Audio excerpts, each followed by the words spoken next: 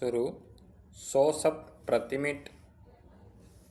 अनुशासन कुछ ऐसा है जो सभी व्यक्ति को आगे बढ़ने के लिए प्रेरित करता है और सफल बनाता है।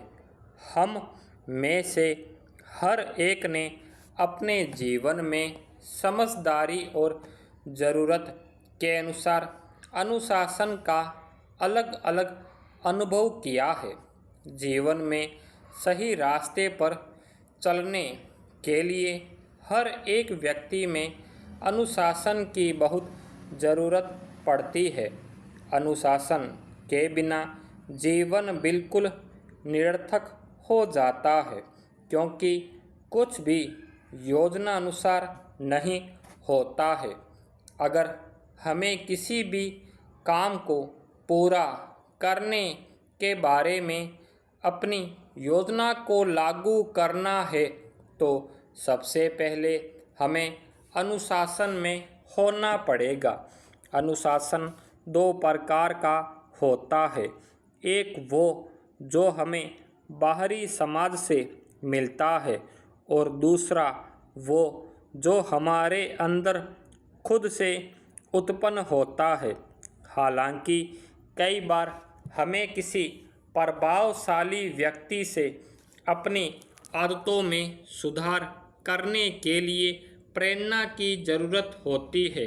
हमारे जीवन के कई बार बहुत से रास्तों पर हमें अनुशासन की ज़रूरत पड़ती है, इसलिए बचपन से ही अनुशासन का अभ्यास करना अच्छा होता है।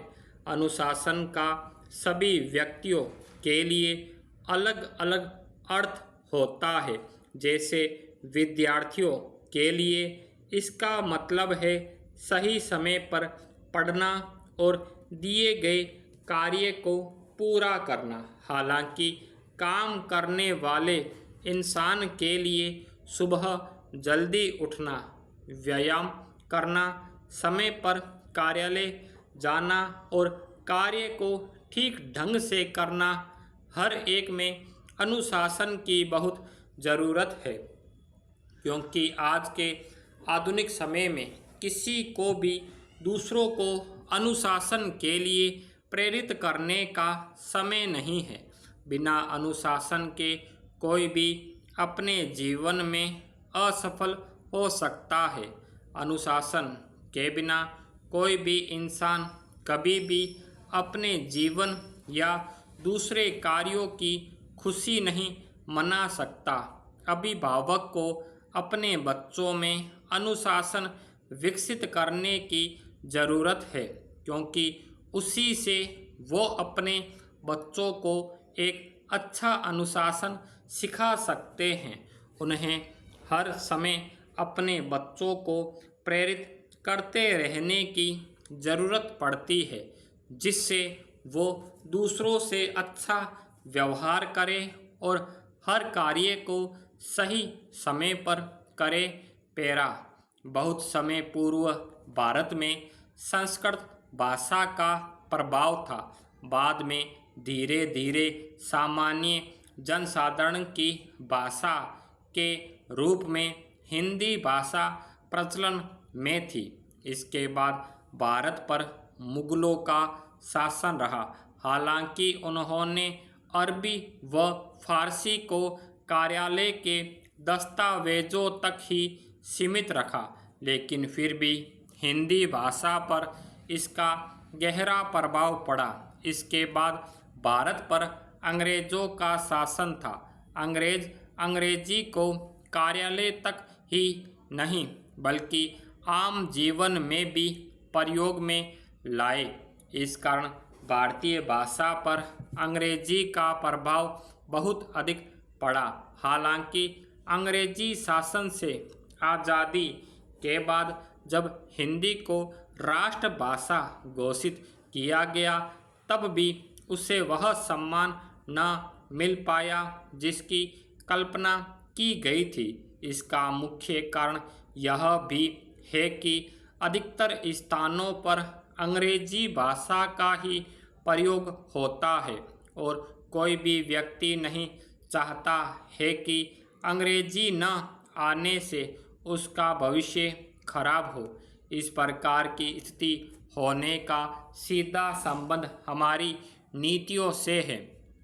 यदि सरकार ऐसी नीति बनाएगी जिससे सभी स्थानों पर हिंदी भाषा के प्रयोग को प्रमुखता दी जाए तो लोग अपनी राष्ट्रभाषा की ओर ज़्यादा आकर्षित होंगे।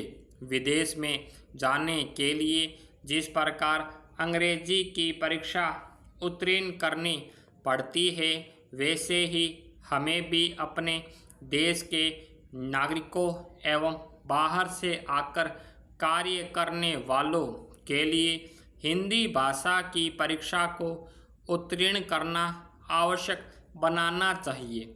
विद्यालय स्तर पर भी हमें हिंदी भाषा के प्रयोग पर जोर देना चाहिए, जिससे बच्चे बचपन से ही अन्य भाषाओं के साथ साथ हिंदी भाषा में पारंगत हो। हिंदी दिवस पर प्रत्येक विद्यालय में हिंदी भाषा के प्रचार एवं प्रसार के लिए कार्यक्रमों का आयोजन आवश्यक होना चाहिए।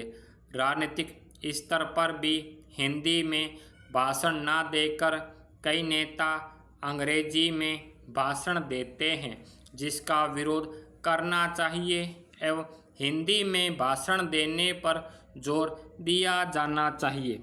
यदि देश के नेता यह कदम उठाएंगे तो जनता भी उनके साथ साथ चलेगी। यदि समय रहते हमने सही कदम ना उठाया तो भाषा के साथ साथ यह राष्ट्र भी कमज़ोर होता जाएगा और अपनी पहचान भी खोता जाएगा। भारत की उन्नति के लिए आवश्यक है कि भारतवासी ज़्यादा से ज़्यादा हिंदी का प्रयोग करें। स्टॉप।